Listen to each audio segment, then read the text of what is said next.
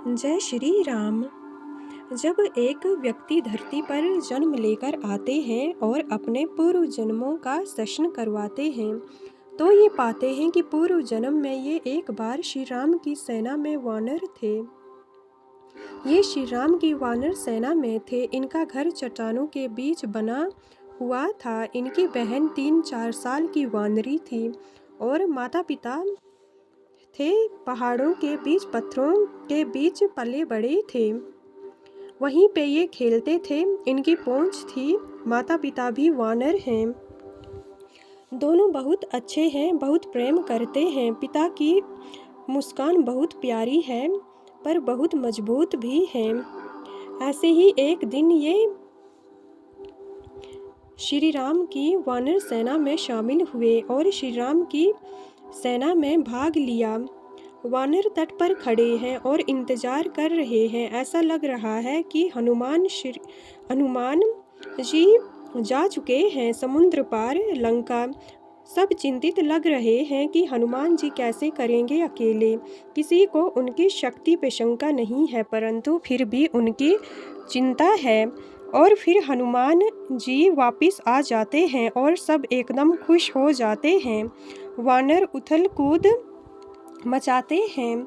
हनुमान जी बहुत ही प्यार से सब से गले मिल रहे हैं। इनसे भी आकर मिलते हैं। किसी को भरोसा नहीं था, सब उनसे गले मिल रहे हैं। हनुमान जी मुस्कुरा रहे हैं। ऐसा लग रहा है जैसे जीत गए। हम खोज करने आई थी सीता की। हनुमान जी ही जा सकते थे समुद्र पार। वे गए थे और हम वेट कर रहे थे। सब वहीं पे हैं। हनुमान जी कैसे दिखते हैं पूछने पर बताते हैं, हनुमान जी का वैसे तो शरीर बहुत बलिष्ठ और ताकतवर था, परंतु हनुमान जी की दृष्टि बहुत ही कोमल थी और बहुत ही प्रेम के साथ सबको देखते थे।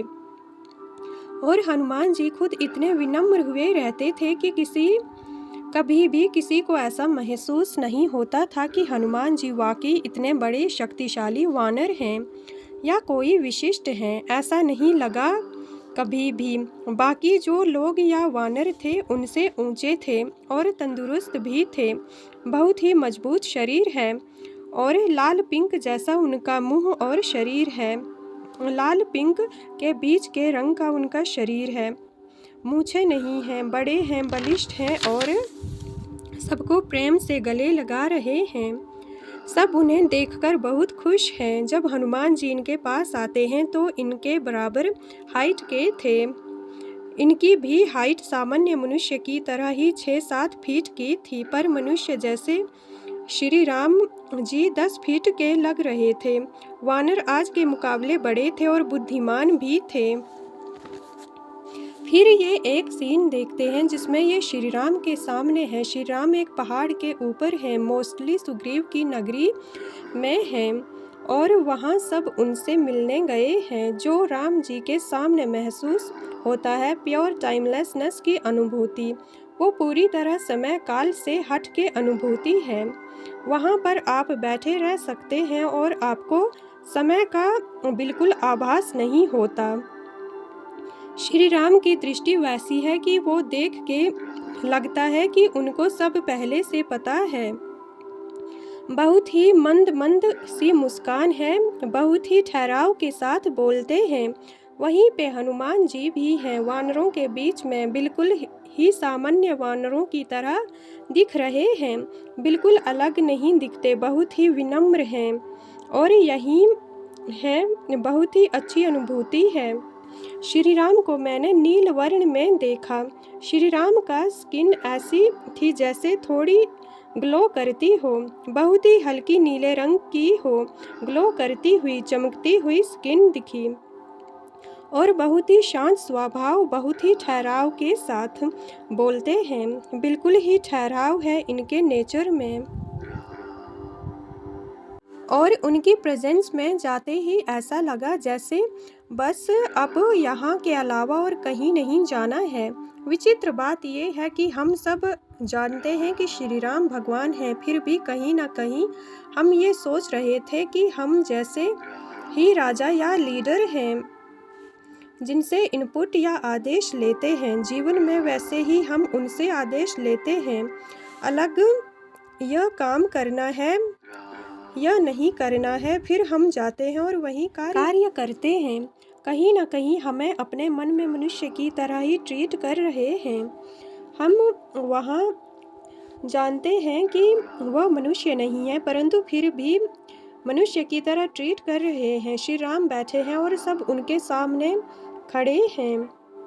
श्री राम जी थोड़े से नीले दिख रहे हैं, किंतु उनका स्किन इंसानों जैसा नहीं था। चमकीली त्वचा है, हल्का सा नीला है।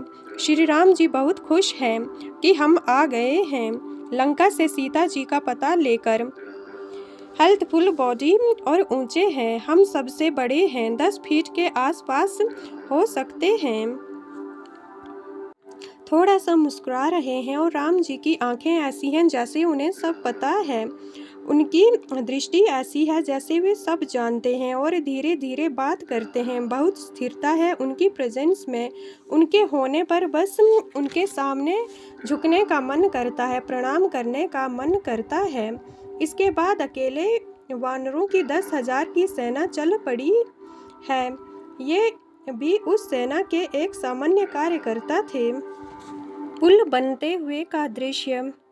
समुद्र की गहराई जैसे कम हो गई है, पत्थर तैर नहीं रहे हैं, पत्थर उसमें गिराए जा रहे हैं। जैसे आज नॉर्मल पुल बनाते हैं, उसमें पत्थर गिराते जाते हैं, तो पत्थर जब पानी में भर जाते हैं तो वो ऊपर आते हैं। जैसे पुल बन रहा है, पत्थर तैर नहीं रहे हैं। समुद्र उस स्थान पर कम गहरा है। नल ने यह स्थान खोजा था। वो कुशल कारीगर थे और एक पत्थर गिराकर कहा था कि यहीं से पुल बनेगा। फिर वानरों की कतार लग जाती है। सब कतार में पत्थर आगे चला रहे हैं, अलग अलग दिशाओं में, 1 2 3 4 ऐसे कतारों में 10,000 वानर पत्थर ला रहे हैं। वह कतार पुल में आगे आगे बढ़ती जाती है और एक सॉलिड पुल बनता जाता है। पथरीला सा पुल है। वो वानर उसमें उछलते कूदते हुए आगे बढ़ रहे हैं, तेजी से और डिस्टेंस कवर कर रहे हैं।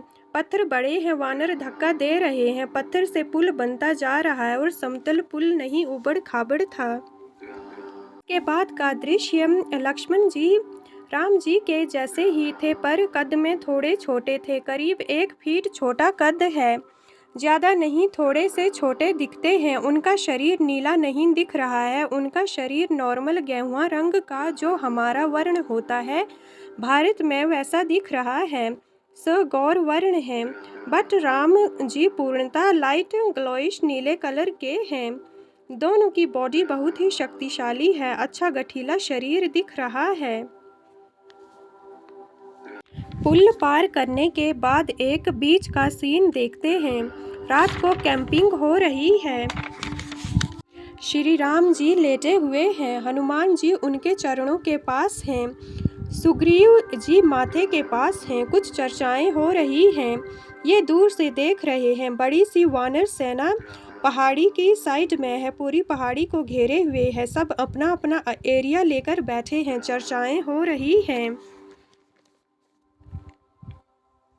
सबको निर्देश दिए जा रहे हैं, कौन किस पक्ष को संभालेगा और कहां से युद्ध लड़ेगा। इस प्रकार की चर्चाएं हो रही हैं।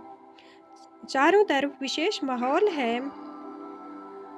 श्री राम हर किसी को उसका रखने के लिए भी कहते हैं। फिर कुछ युद्ध के सीन देखे जिसमें वानर पत्थर फेंक रहे थे, पत्थर से फेंक फेंक के हमला कर रहे थे, और राक्षस जो थे उनके पास काफ़ी चमकीला आर्मर था, कवच था गोल्डन कलर का। जो राक्षस थे रावण सेना के सारे काले दिखते थे, सारे काले काले दिखते थे, लेकिन उनके शरीर पर गोल्डन कलर का कवच या वस्त्र था। युद्ध में वानरों के पास कुछ नहीं था। वानरों के पास पत्थर था और यही चीज़ें थी जिससे हमला करते थे, लेकिन वानर बहुत शक्ति के साथ फेंकते थे और फेंकते हुए पत्थर किसी राक्षस को लगे तो उसका घायल होना तय था। परंतु राक्षसों के पास भाले थे और भी अस्त्र शस्त्र थे। वानरों के पास कुछ नहीं था। बहुत सारे वानर मारे जा रहे थे, लेकिन वानर अपने हाथों से और पत्थर फेंक फेंक के युद्ध कर रहे थे। लेकिन वानर की शक्ति इतनी अच्छी थी कि 30 फीट तक ऐसे पत्थर फेंक सकते थे। पत्थर भी बड़े बड़े रहते थे। झुंड में जब राक्षस आते तो उन पर पत्थर फेंकते थे। इन्होंने काफी पत्थर फेंके, राक्षसों को मारा। फिर ये पत्थर लेके दौड़ रहे थे, लेकिन इनके गले में तलवार लग जाती है और ये गिर पड़े। पीठ के बल इनका शरीर छूट गया।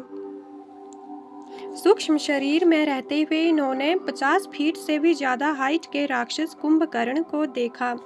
सुग्रीव को ये अच्छे से देख नहीं पा रहे थे। ऐसा महसूस कर रहे थे कि उन तक पहुंच नहीं है।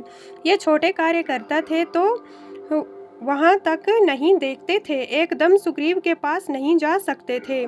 सुग्रीव को देखा कि उनका बलिष्ठ शरीर है, उनकी शक्ल पे एक्सप्रेशन में कठोरता रहती है। हनुमान जी जैसे सौम्य नहीं है, लेकिन ताकतवर थे। उम्र में बहुत ज़्यादा लग रहे थे और बड़े कठोर स्वभाव के लग रहे थे। हनुमान जितने सौम्य नहीं थे, शक्तिशाली शरीर था। राजा और सेनानायक की तरह प्रतीत होते थे। जामवंत बहुत बड़े दिख रहे थे, काफी लंबे होंगे, 10-12 फीट हो सकते हैं। पूरा बिल्कुल भी भालू जैसा शरीर था। मुंह लंबा था, पूरी काया भालू जैसी ही थी। इन्हें ये युद्ध करते हुए देखते हैं। वो बड़े से भालू हैं, साइज में बहुत बड़े हैं, युद्ध कर रहे हैं। मायावी राक्षसों को हाथों से मार रहे हैं, हाथों से लड़ रहे हैं। भालू जैसा शरीर है, ऊंचे ऊंचे और दोनों पैरों पे खड़े भी हो सकते हैं, चारों पैरों से भी चल सकते हैं और बहुत ताकतवर हैं। इसके बाद ये अपने सूक्ष्म शरीर के साथ शरीर त्यागने के बाद एक सुंदर लोक पहुंचते हैं, जहां पर पीला प्रकाश है। चारों तरफ पीला प्रकाश है, बहुत ठंडक है। वहाँ जो वानर मरे हैं वहाँ मिल रहे हैं, लेकिन खुद को वानर के शरीर में महसूस नहीं कर रहे हैं। सूक्ष्म शरीर है, ऐसा लग रहा है जैसे यहाँ पे कुछ समय के लिए इंतजार करना है और वापस जाना है सेवा के लिए। ऐसा भी लग रहा है अभी नहीं जाना है, पर राम जी की सेवा के लिए कभी तो जाना है। बस जाना है, ऐसा लग रहा है। बहुत अच्छा अनुभव है, ऐसा लग रहा है जैसे कोई इनाम सा मिल गया हो, शांति सी मिल गई हो सारी जिंदगी भर। सब वानर बिल्कुल सभ्य लग रहे हैं, बहुत अच्छा प्रकाश है, ठंडा है और दिव्य अलौकिक स्वर सुनाई पड़ रहे हैं। जय